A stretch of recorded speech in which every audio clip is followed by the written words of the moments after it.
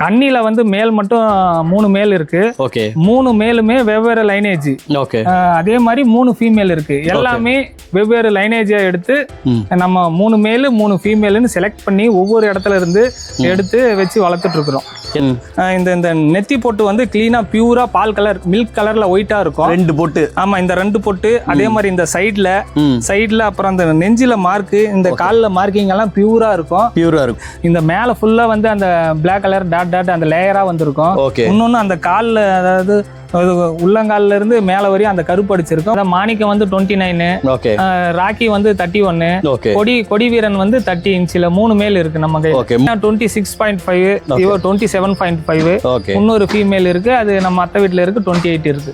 சத்து குறைபாடா இருந்தா அந்த மாதிரி பிரச்சனை வரும். நம்ம எல்லாம் வந்து ப்ராப்பரா எல்லா டாக்குமே டிவார்மிங்ல இருந்து மல்டிவிட்டமின்ல இருந்து கால்சியம்ல இருந்து எல்லாமே டோட்டலா எல்லாமே நம்ம கொடுத்துட்டு வந்துட்டு இருக்கிறோம். குட்டிகள் வந்து நம்ம 45 நாளைக்கு மேலதான் கம்பல்சரி கொடுப்போம். அது கீழெல்லாம் நம்ம கொடுக்க மாட்டோம். ஏன் இதை 45 நாளைக்கு மேல கொடுப்போம் அப்படின்னீங்கன்னா, அதாவது தாய்ப்பால் வந்து கண்டிப்பா அவசியம். தாய்ப்பால் குடித்தால் மட்டும்தான் அதனுடைய முழு வளர்ச்சி வந்து அந்த 45 நாளாச்சு குடிச்சா மட்டும்தான் அது குட்டி வந்து நல்ல குரோத்தா இருக்கட்டும், நல்ல வளர்ச்சிக்கு நல்ல ஒரு யூஸா இருக்கும், ஹெல்ப்ஃபுல்.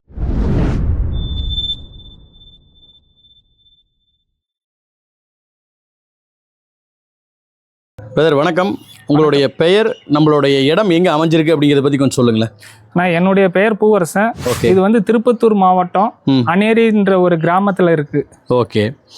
பொதுவாக வந்து நாட்டின நாய்கள் அப்படின்னா நிறைய வகைகள் சொல்லுவாங்க. கன்னி, சிப்பிப்பாறை, ராஜபாளையம், கோம்பை அப்படின்னு. இதில் என்ன வகையான நாய்கள் எடுத்து நம்ம ஸ்பெசிஃபிக்காக பண்ணிட்டு இருக்கோம்? அதாவது நம்ம நாட்டு நாயான கன்னி நாயை மட்டும் நம்ம தேர்ந்தெடுத்து கடந்த ஒரு 5 வருஷமா வளர்த்துட்டு வந்துட்டு இருக்கிறோம். 5 வருஷமா வளர்த்திட்டு வந்துட்டு இருக்கீங்க. இப்போ கன்னி அப்படின்னாவே வந்து உங்கள் கையில் ஒரு நல்ல ஒரு பிரம்மாண்டமான நல்ல நீட்டு போக்கான ஒரு நாய் இருக்கிறத பார்க்குறோம். ஸோ சொல்லுங்கள், உங்களோட பண்ணையில் மொத்தம் எத்தனை நாய்கள் இருக்குது, எத்தனை குட்டிகள் இருக்குது, எத்தனை அடல்ட் இருக்குது, அதை பற்றியெல்லாம் கொஞ்சம் டீட்டெயிலாக சொல்லுங்களேன். கண்ணில வந்து மேல் மட்டும் 3 மேல் இருக்கு. 3 மேலுமே வெவ்வேறு லைனேஜ்.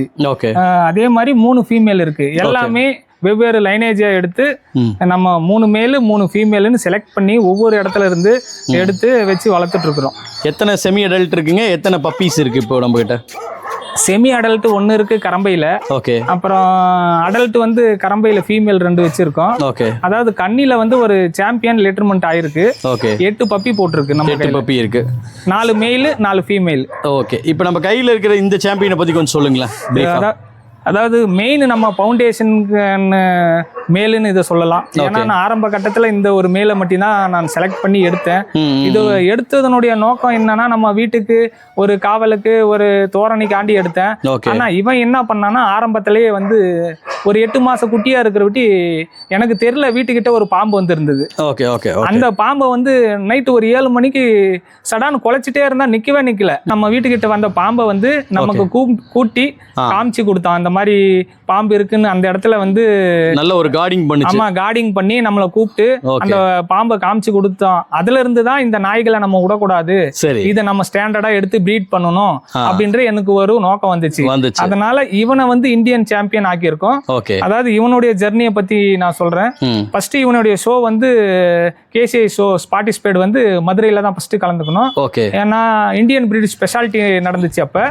அதுல வந்து பாத்தீங்கன்னா இவன் ஒரு கிட்டத்தட்ட ஒரு 50 நாய்க்கு மேல ஸ்பெஷாலிட்டியில கடந்துக்குன்னு ஃபர்ஸ்ட் சிசி வந்து மதுரையில தான் வின் பண்ணான். மதுரையில 2 சிசி, அப்புறம் சேலத்துல 2 சிசி அவனுடைய சாம்பியன் கம்ப்ளீட் பண்ணிட்டான். அதுக்கப்புறம் நம்ம பெங்களூர் ஷோ நடந்துச்சு, சிலிகான் சிட்டி பாயிண்டட் ஷோ. அதுல பாத்தீங்கன்னா நம்ம பெஸ்ட் ரிசர்வ் இந்தியன் பிரீடு அப்படின்றத பட்டத்தை வந்து வாங்கிட்டான். அது எனக்கு வந்து மிகப்பெரிய சந்தோஷம். அந்த பட்டம் வாங்குறதெல்லாம் சாதாரண விஷயம் கிடையாது. அந்த வின்னிங்ஸ் எல்லாம் எனக்கு ரொம்ப மகிழ்ச்சி. ஏன்னா இவன் எந்த ஷோ எடுத்துட்டு போனாலையும் நல்லா சிறப்பா பர்ஃபார்மன்ஸ் பண்ணுவான். ஓகே. நம்ம சாம்பியனோட பேர் என்னன்னு நீங்க சொல்ல, இதோட வயசு என்னங்கிறது கொஞ்சம் சொல்லுங்க. இவன் வயசு பாத்தீங்கன்னா ஒரு எக்ஸாக்டா ஒரு 3.5 வயசு இருக்கும். இவனுடைய பேர் வந்து மாணிக்கம். ஓகே, பேரே வித்தியாசமா இருக்கு. சொல்லுங்க பிரதர், இது வரைக்கும் எவ்வளவு ஷோஸ்ல இவர் கலந்துருப்பாரு? அதாவது இது வரைக்கும் இவர் அதிகமா ஷோஸ்னா ஒரு 6-7 ஷோஸ் கலந்துருப்பான். ஆனா நான் கலந்த ஷோல எல்லா ஷோலுமே வின்னிங்ஸ் இல்லாம வந்தது கிடையாது. எல்லா ஷோலுமே பிஓபி, ரிசர்வ் பிஓபி, அதாவது குரூப் அப்படின்ட்டு எல்லாத்துலயுமே போயிருக்கான். ஓகே, சிறப்பா சொன்னீங்க. அடுத்த டாக் பாத்திரலாங்களா? பாத்திரலாம்ண்ணா. அதாவது இவனுடைய பேர் வந்து கொடிவீரன். இவனுக்கு வயசு வந்து 2.5 வயசு ஆகுது. இவன் வந்து பியூர் பால் கன்னி. ஓகேங்க. இவனுடைய பேர் வந்து ராக்கி. இவனுக்கு வயசு வந்து 1.5 வயசு ஆகுது. இவனும் பியூர் பால் கன்னி. இனி வர ஷோக்கள்ல இவனை 2 பேரும் நம்ம பார்ட்டிசிபேட் பண்ண வைக்க போறோம். இப்போ கன்னி அப்படின்னு எடுத்துட்டா நிறைய நிறங்கள் சொல்லலாம். அதுல வந்து இந்த பால் கன்னி வந்து எப்பவுமே ஒரு தனிச்சிறப்பு வாய்ந்தது இல்லைங்களா? அந்த பால் கன்னி நிறத்தை பத்தி சொல்லுங்க. அதோட மார்க்கிங்ஸ் எப்படி இருந்தா அது பால் கன்னின்னு நம்ம எடுத்துக்கோ, அதையும் கொஞ்சம் சொல்லுங்க. அதாவது கண்ணியில வந்து நிறைய வகையான கண்ணி இருக்கு. பால் கண்ணி இருக்கு, செங்கண்ணி இருக்கு, பிள்ளை கண்ணி இருக்கு, கருங்கண்ணி இருக்கு அப்படின்ட்டு கண்ணியில ஒரு 4-5 வெரைட்டிஸ் கண்ணி இருக்கு. அதாவது இதுல வந்து ரேர் கலர்னு பாத்தீங்கன்னா பால் கண்ணி தான் வந்து கிடைக்கிறது ரொம்ப அரிதான கலரு. இந்த பால் கண்ணின்னு பார்த்தோம்னா இந்த நெத்தி பொட்டு வந்து கிளீனா பியூரா பால் கலர் மில்க் கலர்ல ஒயிட்டா இருக்கும். 2 பொட்டு. ஆமா, இந்த 2 பொட்டு. அதே மாதிரி இந்த சைட்ல அப்புறம் அந்த நெஞ்சில மார்க்கு, இந்த கால்ல மார்க்கிங் எல்லாம் பியூரா இருக்கும். ஆமா, பியூரா பால் கலர்ல இருக்கிறது தான் பால் கண்ணின்னு சொல்லுவோம். ஓகே. இப்போ இந்த கன்னி நாய்களை நம்ம தனிப்பட்ட முறையில் எடுத்து ஸ்பெசிஃபிக்கா வளர்த்துறோம் இல்லைங்களா? எத்தனை ஆண்டு காலமா இதை நீங்க வளர்த்திட்டு வரீங்க? எவ்வளவு ஆண்டு காலமா உங்களுக்கு இதுல அனுபவம் இருக்கு? அதாவது இது வந்து நான் ஒரு 5 வருஷமா வளர்த்துட்டு இருக்கிறேன். இதனுடைய ஸ்பெஷல் எல்லாம் நிறைய இருக்கு. அதாவது வீட்டு கார்டிங்கா இருக்கட்டும், அதே மாதிரி ஏதாச்சும் நமக்கு வீட்டுல வந்து அனிமல் கிட்ட ஒரு அதுகிட்ட கார்டிங்கா இருக்கட்டும், வீட்டு குழந்தைங்க கையில அட்டாச்மெண்டா இருக்கட்டும், வீட்டு குழந்தைங்களை பாதுகாக்கிறதா இருக்கட்டும், ஒரு ஷார்ப்னா நம்ம கன்னி நாய்களை சொல்லலாம். ஓகே. அதாவது கார்டிங் மட்டும் இல்ல, இது ஒரு அருமையான ஒரு ஒர்க்கிங் டாகும் கூட இல்லீங்களா? ஆமா, கண்டிப்பா ஒர்க்கிங் டாகும் கூட. ஓகே பிரதர், இப்போ உங்க கையில 2 கரம்பை இருக்குன்னு நினைக்கிறேன். இதை பத்தி கொஞ்சம் டீட்டெயில் சொல்லுங்களேன். அதாவது தமிழகத்திலேயே மிக வந்து அரிதான கலர்னு கூட சொல்லலாம். ரொம்ப ரேர் கலரு கரம்ப கரும்பூஞ்சி அப்படின்னு சொல்லுவோம் இல்லையானா? அப்ப அந்த கரம்ப கரும்பூஞ்சி ரொம்ப நம்ம கையில 2 பொட்டை இருக்கு. அத 2 பொட்டைக்கும் வயசு பாத்தீங்கன்னா 1 வயசு இருக்கும். 2த்துக்குமே 1 வயசு. லிட்டர்மெண்ட் ஆயிடுச்சிங்களா? இது வரைக்கும் ஏதாவது குட்டி போட்டிருக்கா? இல்ல, இது வரைக்கும் எதுவும் போடல. இனி வரும் காலங்கள்ல கரம்பையில சேர்த்து கரம்ப குட்டியை நம்ம வெளியில எடுக்கிறதுக்கு முயற்சி பண்ணுவோம். பிரதர், இப்போ நீங்க ஏற்கனவே சொன்னீங்க இந்த கரம்பை வந்து கொஞ்சம் ரேர் அப்படின்னு. தமிழகத்தில் வந்து சீக்கிரம் கிடைக்காத ஒரு கலர் இல்லையா? எதனால் அது கரம்பைக்கு மட்டும் அவ்வளோ ஒரு மவுசு? எதனால் அது அப்படி ரேர் கலராக இருக்குது? அதாவது இந்த கரம்பையை பார்த்தீங்கன்னா, அதாவது இந்த மேலே ஃபுல்லாக வந்து அந்த பிளாக் கலர் டாட் அந்த லேயராக வந்துருக்கும். இன்னொன்று அந்த காலில், அதாவது உள்ளங்காலில் இருந்து மேலே வரையும் அந்த கருப்பு அடிச்சிருக்கும். இன்னொன்று கண்ணில் வந்து இது பார்த்தீங்கன்னாவே ஒரு எப்படி சொல்றது, அப்படியே பாத்தீங்கன்னா நெருப்பு மாதிரி இருக்கும். ஒரு நெருப்பு மாதிரி டெரரா இருக்கும். அதனால இந்த கலர் வந்து ரேர்னு சொல்லுவோம். ஓகே. சார், பொதுவாகவே இந்த கன்னி நாய் அப்படின்னு எடுத்துக்கிட்டா அதுக்குன்னு தனியாக ஒரு பிளட் லைன் சொல்லுவாங்க, சில வகையறா சொல்லுவாங்க. அப்படி பார்க்கும்போது உங்ககிட்ட இருக்கிறது என்ன மாதிரியான பிளட் லைன், யாரோட வகையறால நீங்க வளர்த்திட்டு இருக்கீங்க? அதாவது நம்ம தமிழ்நாட்டில் நிறைய பேர் பழைய ஆட்கள் கையில இருந்து நிறைய நாய் எடுத்திருக்கோம்னா. சித்திரம்பட்டி தாஸ் அப்படின்னு சொல்லுவாங்க. அந்த மாதிரி லைனேஜ். அதே மாதிரி இது கரம்பைக்கு வந்து நிறைய பழைய ஆட்கள் இருக்காங்க. மாரியப்ப கோனர் இருக்காரு. அந்த மாதிரி நிறைய பழைய ஆட்கள் இருக்காங்க. சூரங்குடி குமார் அப்படின்னு சொல்லுவாங்க. அந்த மாதிரி நிறைய பல ஆட்கள் கையில இருந்து நம்ம ஒவ்வொன்றா கலெக்ட் பண்ணி செலக்ட் பண்ணி எடுத்தது. செலக்டிவா தான் எடுத்திருக்கீங்க? ஆமா, கண்டிப்பா. ஓகே. இப்போ செங்கண்ணி, பால் கண்ணி, அதுக்கப்புறம் கரம்பை, இன்னும் வேற கலர்கள் இருக்கும்போது இந்த கரம்பைக்கு நீங்க அதிக முக்கியத்துவம் கொடுக்குறீங்களா? என்ன காரணம்? அதாவது இது நமக்கு ரொம்ப பிடிச்ச கலர்னா, இது மாஸ்க் பாத்தீங்கன்னா பிளாக் மாஸ்க் ஃபுல்லா இருக்கும். கண்ணு முட்டுக்கு, காதுக்கு, இது அந்த உடம்புல இருக்கிற லேயரு அதெல்லாம் பாக்குறதுக்கு ஒரு தூரமா நின்று பாக்குறதுக்கு அது ஒரு தோரணையா, ஒரு கம்பீரமா, ஒரு தோரணையா இருக்கும். அதனால நம்ம செலக்ட் பண்ணி எடுத்து வளர்த்துட்டு இருக்கிறோம். ஓகே. அதாவது இவ பேர் ராணி. இவளுக்கு வயசு வந்து பாத்தீங்கன்னா ஒரு 2 வயசு ஆகும். இவ தான் இப்போ வந்து 8 குட்டி லிட்டர்மெண்ட் பண்ணிருக்கிறவங்க. தான் இந்தியன் சாம்பியன் கூட. இவ இந்தியன் சாம்பியன் கூட. ஆமா. ஓகே. அந்த இருக்கிற அந்த ஃபீமேல் பத்தி கொஞ்சம் சொல்லுங்களேன். அதாவது இவ பேர் வந்து மங்கி. இவளுக்கும் வயசு பாத்தீங்கன்னா 2 வயசு ஆகுது.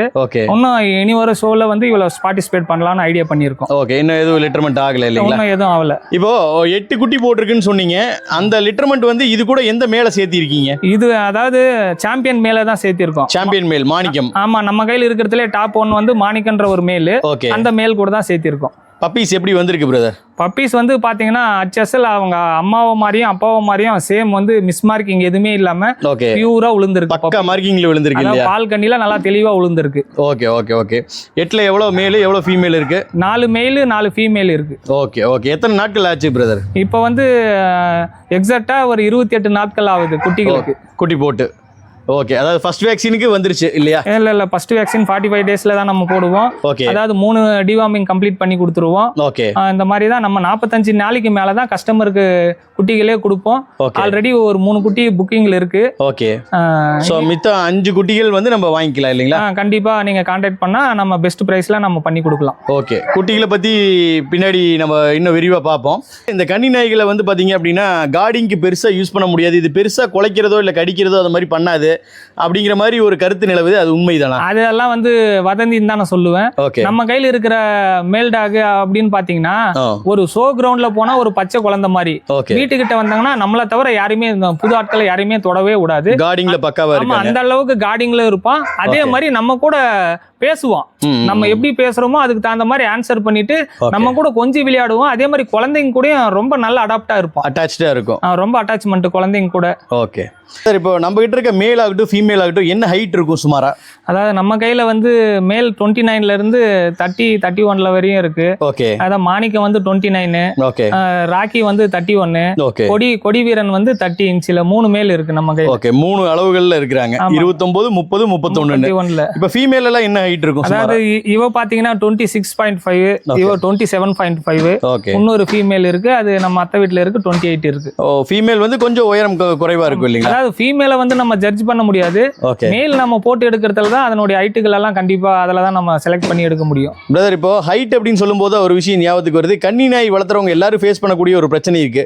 மிக உயரமான நாய்களை போட்டு உடச்சி எடுக்கும்போது அந்த குட்டிகளோட கால் எல்லாம் பெண்ட் ஆகுது அப்படிங்கிற மாதிரி ஒரு கருத்துக்கள் இருக்கு. அது உண்மையா பொய்யா? அது எதனால வருது? அதாவது அது வந்து இந்த இன்பிரீடிங் பண்ணீங்கன்னா கண்டிப்பா அந்த மாதிரி பிரச்சனைகள் வரும். ஓகே, அதே மாதிரி நம்ம இன்பிரீடிங் பண்ணாத வெவ்வேறு லைன்ஸ் கொண்டு வந்து உடைக்கிற வெட்டி கண்டிப்பா என்ன சத்து குறைபாடா இருந்தா அந்த மாதிரி பிரச்சனை வரும். நம்ம எல்லாம் வந்து ப்ராப்பரா எல்லா டாக்குமே டிவார்மிங்ல இருந்து மல்டிவிட்டமின்ல இருந்து கால்சியம்ல இருந்து எல்லாமே டோட்டலா எல்லாமே நம்ம கொடுத்துட்டு வந்துட்டு இருக்கிறோம். அதனால அந்த பிரச்சனையே நம்ம கையில எதுவும் இல்லை. குட்டிகளுக்குமே நம்ம வந்து கண்டிப்பா லிவர் வந்து பாயில் பண்ணி அது கூட கோழி காலை வந்து சூப்பு பண்ணி இப்ப 16 நாள்ல இருந்து நம்ம ஃபீடிங் வந்து ஸ்டார்ட் பண்ணிடுறோம். அதுங்களுக்கு தேவையான சத்தானதும் வந்து சப்ளிமெண்ட்டும் நம்ம அப்ப இருந்தே கொடுக்கறதுக்கு ஆரம்பிச்சிடுறோம். அதனால நம்ம கையில அந்த பிரச்சனைகள் எல்லாம் வராது. ஓகே, என்னென்ன விதையான மருந்துகள் இதுக்கு உபயோகப்படுத்துறீங்க? சப்ளிமெண்ட்ஸ் என்ன மாதிரி கொடுக்குறீங்க? அதை பத்தி கொஞ்சம் சொல்லுங்களேன். அதாவது சப்ளிமெண்ட் எதுக்குன்னு பாத்தீங்கன்னா கரெக்டா 3 மாசத்துக்கு ஒரு டைம் வந்து அதாவது குடற்புழு நீக்கம் டிவார்மிங் கொடுத்துருவோம். அதே மாதிரி இதுக்கு தேவையான கால்சியம், அதே மாதிரி நியூட்ரிச்சு அப்படின்ட்டு எல்லாமே சப்ளிமெண்ட் ரெகுலரா கொடுத்துட்டு வந்துட்டே இருப்போம். பொதுவா நாட்டின நாய்கள் வளர்த்தும் போது வந்து பெரிய அளவுல மெயின்டெனன்ஸ் இருக்காதுன்னு சொல்லுவாங்க. நீங்க இதை பத்தி என்ன நினைக்கிறீங்க? அதாவது நம்ம நினைக்கிற விதம் தான் ஒண்ணு. மெயின்டெனன்ஸ் பண்ணணும்னு நினைச்சா பண்ணலாம். எனக்கு மெயின்டெனன்ஸ் பண்ணணும் அப்படின்னு நான் நினைக்கிறேன். கண்டிப்பா நான் இந்த சப்ளிமெண்ட் எல்லாமே கொடுத்து தான் வளர்த்துட்டு இருக்கிறேன். எல்லா பிரீடரும் வந்து ஒரு நேரம் தான் சாப்பாடு கொடுப்பாங்க. நான் வந்து அந்த மாதிரி சாப்பாடு கொடுக்கறது கிடையாது. 2 நேரமும் சிக்கன் கொடுப்பேன், தயிர் கொடுப்பேன். இப்ப அந்த வெயில் காலம் ரொம்ப வெயில்ன்றதுனால தயிர், மோர் இந்த மாதிரி எல்லாம் சேர்த்தி கொடுப்பேன். 2 நேரம் நான் ஃபீடிங் பண்ணுவேன். அதாவது நாய்க்கு சாப்பாடு வைக்கிறதுல நான் காம்ப்ரமைஸ் ஆகவே மாட்டேன். காம்ப்ரமைஸ் பண்ணிக்கிறதுல இப்போ பொதுவாக சொல்லுவாங்க நாட்டின நாய்களுக்கு வெறும் தயிர் சாதம் வச்சா போதும்னு. நீங்க சாம்பியன் டாக் அதாவது வந்து ஷோ லைன்ல வளர்த்துறதுனால இந்த ஃபீடு கொடுக்குறீங்களா இல்ல நார்மலாவே இந்த ஃபீடு கொடுத்தா நல்லதா? அதாவது ஷோன்னு எல்லாம் கிடையாது. ஏன்னா நான் ஷோ வந்து டாகுக்கு மட்டும் ஸ்பெசிபிக்காலாம் கவனிக்கிறதுல எல்லாத்துக்குமே ஒரே மாதிரி தான். கண்டிப்பா நாய்களுக்கு வந்து அந்த தயிர் சாதம் பத்தாது. ஏன்னா இது வந்து ஒரு அனிமலை வந்து வேட்டையாடி இயற்கையாவே உண்ணக்கூடிய ஹண்டிங் டாக். ஏன்னா அதனால கண்டிப்பா இதுக்கு வந்து வெஜிடேரியன்ல வளர்க்க முடியாது. நான் வெஜிடேரியன் கண்டிப்பா கொடுத்தே ஆகணும். கொடுத்தா மட்டும்தான் அதனுடைய ஹெல்த்தா இருக்கட்டும், அதனுடைய போனா இருக்கட்டும், அதனுடைய ஆக்டிவ்ஸா இருக்கட்டும் எல்லாம் ஒரு நல்ல ஸ்டாண்டர்டா இருக்கும். ஓகே. பொதுவாக கன்னி நாய்களை வந்து வகைப்படுத்துறதுல நிறைய விஷயங்கள் கவனிக்க வேண்டி இருக்குங்க. அதாவது ஒரு நல்ல குவாலிட்டியான தரமான ஒரு கன்னி நாய் நாங்கள் எடுக்கணும் அப்படின்னா என்னென்ன விஷயங்கள் பார்க்கணும்? அதோட நிறத்துலேருந்து, உடல் அமைப்புலேருந்து, அதுக்கப்புறம் அதோட பிளட் லைன் பார்க்குறதுலேருந்து எல்லாமே கொஞ்சம் விரிவாக சொல்லுங்களேன். அதாவது கன்னி நாய் நம்ம செலக்ட் பண்ணி எப்படி எடுக்கணும் அப்படின்னு ஒரு தரமான நாய் அப்படின்னு பார்த்தீங்கன்னா இதனுடைய மூஞ்சி பார்த்தீங்கன்னா நல்லா ஊசி மாதிரி இருக்கும். ஒரு டம்ளரில் வச்சோம்னா ஒரு பால் வந்து அந்த டம்ளருக்குள்ள வாயை வச்சு எடுக்கும். அதே மாதிரி இதனுடைய மண்டை வந்து நல்லா இந்த மாதிரி ஷேப்பாக நல்லா ஒரு ஊசி மாதிரி இருக்கணும். இந்த காது வந்து இந்த மடிக்காதில் இருக்கணும். அதே மாதிரி இந்த நெஞ்சு வந்து நல்லா தேன்கூடு அப்படின்னு சொல்லுவோம் இல்லையா, ஆமா. அந்த மாதிரி தேன்கூடு மாதிரி இருக்கணும். இந்த முதுகு வந்து நல்லா ஒரு நல்லா அகலமா நல்லா லென்த்தா இருக்கணும். அதே மாதிரி இந்த வால் வந்து பாத்தீங்கன்னா நல்லா கணுவா நல்லா சாட்ட மாதிரி இருக்கணும். ஓ இதுல எல்லாமே பார்த்து செலக்ட் பண்ணி அதனுடைய தாத்தா பாட்டி அப்பா அப்படின்ற பிளட் லைன் எல்லாம் பார்த்து நம்ம எடுக்கிறது ரொம்ப சிறந்தது. இப்போ நிறங்கள் வந்து எப்படி சூஸ் பண்றது பிரதர்? அதாவது கரெக்டான ஒரு பால் கன்னி செங்கண்ணி எப்படி இருக்குங்கிற ஒரு அமைப்பு சொல்லுங்களேன் எனக்கு. அதாவது பால் கன்னி அப்படின்னு பாத்தீங்கன்னா இந்த மார்க்கிங் வந்து பியூரா ஒயிட் கலர்ல இருக்கணும். அது பால் கன்னின்னு சொல்லுவோம். பிள்ளை கன்னி அப்படின்னு பாத்தீங்கன்னா இந்த ஒயிட் சுத்தி லைட்டா ஷேடு வரும், ஒரு காப்பி ஷேடு வந்து இருக்கும், அதை வந்து பிள்ளை கன்னின்னு சொல்லுவோம். இதே செங்கண்ணின்னு பாத்தீங்கன்னா இந்த மார்க்கிங் வந்து காஃபி கலர்ல இருக்கும். இந்த நெஞ்சில இருக்கிற மார்க்கிங், கால்ல இருக்கிற மார்க்கிங் டார்க் பிரவுன் கலர்ல, ஆமா டார்க் செவலையில இருக்கும் இல்லையா? ஆமா டார்க் பிரவுன் கலர்ல இருக்கிறது செங்கண்ணி அப்படின்னு சொல்லுவோம். ஓகே, இப்போ இதுல வந்து இந்த ஒத்த குறுக்கு ரெட்டை குறுக்குன்னு பாடியை வகைப்படுத்துறாங்களே, அதை பத்தி கொஞ்சம் சொல்லுங்க. அதாவது சிம்பிள் தான், இது ஒத்த குறுக்கு ரெட்டை குறுக்கு கண்டுபிடிக்கிறது சிம்பிள் தான். அதாவது நாயினுடைய முதுகு பகுதி பார்த்தோம்னா, அதாவது இந்த சைடுல இருக்கிறது இந்த மேல இருக்கிற எலும்பு பகுதி தெரியாம இருந்தா ரெட்டை குறுக்கு, இந்த எலும்பு பகுதி தெரிஞ்சா ஒத்த குறுக்கு. அவ்வளவுதான். இந்த பின்னங்கால் சட்டம் வந்து நல்லா அகலமா இருக்கும், ஒரு கை வச்சோம்னா கையில பிடிக்கிற மாதிரி இருக்கும். நாயை பாத்தீங்கன்னாவே அந்த உடம்புல இருக்கிற எலும்புகள் தெரியாம இருந்தால் ரெட்டை குறுக்கு, உடம்புகள் இருக்கிற மேல இருக்கிற எலும்புகள் அனைத்தும் ரெண்டுமே தெரிஞ்சா அது ஒத்த குறுக்குன்னு சொல்லுவோம். இதுதான் ஷார்ட் மெத்தட் நம்ம கண்டுபிடிக்கிறது. பிரதர், இப்போ நிறைய பேர் வந்து இந்த நாட்டின நாய்கள் வந்து அழியாம காப்பாற்றணும் அப்படிங்கிற ஒரு ஆசைப்படுறாங்க. அதே மாதிரி வந்து நிறைய நாட்டின நாய்கள் எடுத்து வளர்த்தணும், அதை வந்து அடுத்த நிலைமைக்கு கொண்டு போகணும் அப்படின்னு நினைக்கிறாங்க. இப்போ நான் கேட்கக்கூடிய கேள்வி ஒன்று தான், இந்த கன்னியின நாய்களை வாங்கி வளர்த்தணும் அப்படின்னா யாரெல்லாம் வளர்த்தலாம், யாருக்கெல்லாம் சூட் ஆகும், இதுக்கு அதிக இடம் தேவையா, அதை பற்றி மட்டும் எனக்கு சொல்லுங்களேன். கண்டிப்பா இதுக்கு வந்து இடம் கண்டிப்பா தேவை. அப்படி இடம் இல்லைனாலையும் கண்டிப்பா டெய்லி நான் வாக்கிங் போவேன், ரன்னிங் போவேன், பிடிச்சிட்டு போவேன் அப்படின்னீங்கன்னா இதுக்கு வந்து கண்டிப்பா இது ஹை எனர்ஜி டாக், கண்டிப்பா டெய்லியும் ஓடக்கூடிய திறன் கொண்ட டாக். அதனால வந்து அது எனர்ஜியை வேஸ்ட் பண்ணாதான் அதனுடைய குவாலிட்டியா இருக்கட்டும், அதனுடைய எப்படி சொல்றது, அதனுடைய ஆக்டிவா இருக்கட்டும் நல்லா இருக்கும். எனர்ஜி நம்ம ஒரே இடத்துல கட்டி போட்டு வச்சிருந்தோம்னா கண்டிப்பா எனர்ஜி லாஸ் ஆக அது வந்து நாயினுடைய தோற்றங்கள் நல்லா இருக்காது. அதோட உடல் அமைப்பு ஸ்ட்ரக்சருமே கண்டிப்பா மாறும். ஏன்னா அதை வந்து குட்டியில இருந்து மேக்சிமம் கட்டி போட்டு வளர்க்க கூடாது. கட்டி போடாம வளர்த்தோம்னா அதனுடைய முழு வளர்ச்சி அடையும். அப்போ அப்பார்ட்மெண்ட்ல இருக்கிறவங்களுக்கு எல்லாம் இது செட் ஆகுது, தோட்டங்காடு வச்சிருக்கவங்களுக்கு தான் செட் ஆகுமா? அதாவது அப்பார்ட்மெண்ட்ல வச்சிருக்கிறவங்களுக்கு கண்டிப்பா செட் ஆகாதா அப்படின்னு சொன்னோம்னா, அவங்களுக்கு அந்த ஒர்க் அவுட் எல்லாம் கொடுத்தாங்கன்னா கண்டிப்பா ரெகுலரா நான் ஒர்க் அவுட் கொடுப்பேன்னா கண்டிப்பா எடுத்து வளர்க்கலாம். இதெல்லாம் என்னால முடியாதுன்னா கண்டிப்பா அப்பார்ட்மெண்ட்ல இருக்கிறவங்க எடுத்து வளர்க்கக்கூடாது. நல்ல இடவசதி இருக்கிறவங்க தான் வந்து இதை வளர்த்தணும். ஆமா கண்டிப்பா. ஏன்னா இது வந்து நல்லா ஓடக்கூடிய திறன் கொண்ட டாக் அப்படின்றதுனால கண்டிப்பா இது எனர்ஜியை வேஸ்ட் பண்ணணும். சாப்பிட்டா அதனுடைய எனர்ஜி வந்து அதை ஓடி ஆடி பிளே பண்ண மட்டும்தான் அதனுடைய எனர்ஜி வேலையை கண்டிப்பா கொடுத்தோம்னா தான் அந்த நாயினுடைய ஒரிஜினல் தோற்றம் கண்டிப்பா இருக்கும். ஓகே, ரொம்ப அருமையா சொன்னீங்க. இப்போ குட்டிகளை பத்தி சொல்லுங்க. இப்போ கிட்டத்தட்ட 28 நாட்கள் ஆயிருக்கு. எத்தனை நாட்கள் கழித்து குட்டிகள் கொடுப்போம்? குட்டிகளை எங்கெல்லாம் நம்ம கொடுத்துக்கிட்டு இருக்கோம்? டிரான்ஸ்போர்ட் அவைலபிளா இல்ல நேரடியா வந்து பார்த்து தான் வாங்கணுமா? அதை பத்தி எல்லாம் கொஞ்சம் சொல்லுங்க. அதாவது குட்டிகள் வந்து நம்ம 45 நாளைக்கு மேல தான் கம்பல்சரி கொடுப்போம். அது கீழெல்லாம் நம்ம கொடுக்க மாட்டோம். ஏன் இதை 45 நாளைக்கு மேல கொடுப்போம் அப்படின்னீங்கன்னா, அதாவது தாய்ப்பால் வந்து கண்டிப்பா அவசியம். தாய்ப்பால் குடித்தால் மட்டும்தான் அதனுடைய முழு வளர்ச்சி வந்து அந்த 45 நாளாச்சு குடிச்சா மட்டும்தான் அது குட்டி வந்து நல்ல growth-ஆ இருக்கட்டும், நல்ல வளர்ச்சிக்கு நல்ல ஒரு யூஸா இருக்கும், ஹெல்ப்ஃபுல்லா இருக்கும். ஓகே, இப்போ குட்டிகள் எப்படி டிரான்ஸ்போர்ட் பண்ணிட்டு இருக்குமா, நேரடியா வந்து தான் வாங்கணுமா இங்க பார்த்து, அதை பத்தி கொஞ்சம் சொல்லுங்களேன். அதாவது நேரடியா வந்து விசிட் பண்ணி வாங்கினா ரொம்ப சிறந்ததுன்னு கூட சொல்லுவேன். ஏன்னா இதுதான் ஃபாதர், இதுதான் மதர், எப்படி வளர்க்குறாங்க, இவங்க என்ன மாதிரி ஃபுட்டு கொடுக்குறாங்க, என்ன மாதிரி மெடிசன் கொடுக்குறாங்க, எப்படி எல்லாம் இடவசதி வச்சிருக்காங்க அப்படின்றது ஒரு இன்ஃபர்மேஷன் அவங்களுக்கும் கிடைக்கும். அதே மாதிரி அவங்க வளர்க்கறதுக்கும் ஒரு யூஸ்ஃபுல்லா இருக்கும். அதே மாதிரி வர முடியாதவங்களுக்கு கண்டிப்பா ஆல் ஓவர் இந்தியா எங்கனாலையும் டிரான்ஸ்போர்ட் பண்ணி கொடுத்துடலாம். நேரடியாக வந்து வாங்குறவங்களுக்கு முன்னுரிமை கொடுக்கறதா சொல்லிட்டீங்க. அப்போ தான் வந்து சிறப்பான ஒரு குட்டியை தேர்வு செய்யவும் முடியும். அதே மாதிரி வந்து அப்படி வர முடியாதவங்களுக்கு நீங்கள் டிரான்ஸ்போர்ட் பண்ணுறேன்னு சொல்லிட்டீங்க. இப்போ இந்த விலை நிலவரத்துக்கு வருவோம். என்ன விலையிலிருந்து உங்ககிட்ட ஸ்டார்டிங் பப்பீஸ் அவைலபிளாக இருக்குது? அதாவது ஸ்டார்டிங் நம்ம 15,000 20,000 வரையும் நம்ம குட்டி கொடுத்துட்டு இருக்கிறோம். வித் கேசிஐயா? இல்ல கேசிஐக்கு செப்பரேட் சார்ஜ். ஸ்டார்டிங் பிரைஸ் வந்து நம்ம கையில 15,000. கேசிஐ வேணும், பேப்பரோட வேணும்னா அதுக்கு தனியா சார்ஜ் பண்ணி கொடுப்போம். ஓகே, இப்போ கன்னியின நாய்கள் வந்து பார்த்தீங்கன்னா இதை விட விலை குறைவாகவும் மார்க்கெட்டில் கிடைக்குது. நீங்கள் ஒரு 15,000 ஸ்டார்ட் பண்ணுறதா சொல்லியிருக்கீங்க. எதனால் இந்த விலை அப்படிங்கிறது தெரிஞ்சுக்கலாங்களா? அதாவது நான் வளர்க்குற மெயின்டெனன்ஸ் ஒண்ணு. இன்னொன்னு வந்து நான் சாதாரண குட்டிகளை எதுவும் கொடுக்கறது கிடையாது.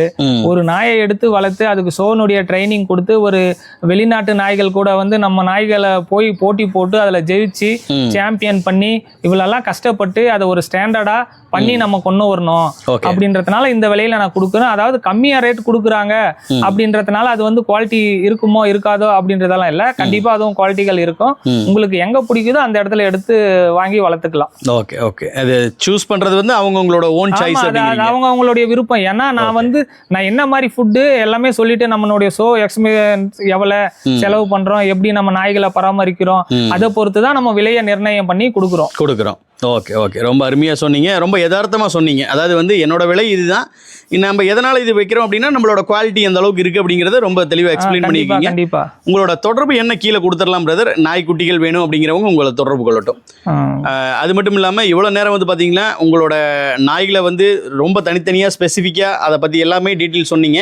கன்னி இன நாய்களை வந்து எப்படி சூஸ் பண்ணணும், எப்படி வளர்க்கணும் அப்படிங்கிற மெத்தட் எல்லாமே வந்து ஓவராலாக நம்ம இங்கே சொல்லியிருக்கீங்க. இது கண்டிப்பாக பார்த்துட்டு இருக்க வியூவர்ஸ்க்கு ரொம்பவுமே உபயோகமாக இருக்கும்னு நான் நினைக்கிறேன். மீண்டும் ஒரு முறை சந்திப்போம் பிரதர். அது வரைக்கும் உங்களோட இந்த நாய் பண்ணையானது மென்மேலும் வளரணும்னு சொல்லி வாழ்த்துக்களை தெரிவிச்சுக்கிறேங்க. அதாவது உங்கள் நேரத்தை வந்து ஒதுக்கி எனக்காக செலவு பண்ண பண்ணைக்காரன் யூடியூப் சேனல்காரன் உங்களுக்கு வந்து நான் மீண்டும் ஒரு முறை நன்றியை சொல்லிக்கிறேன். நன்றி, வணக்கம். ஓகே.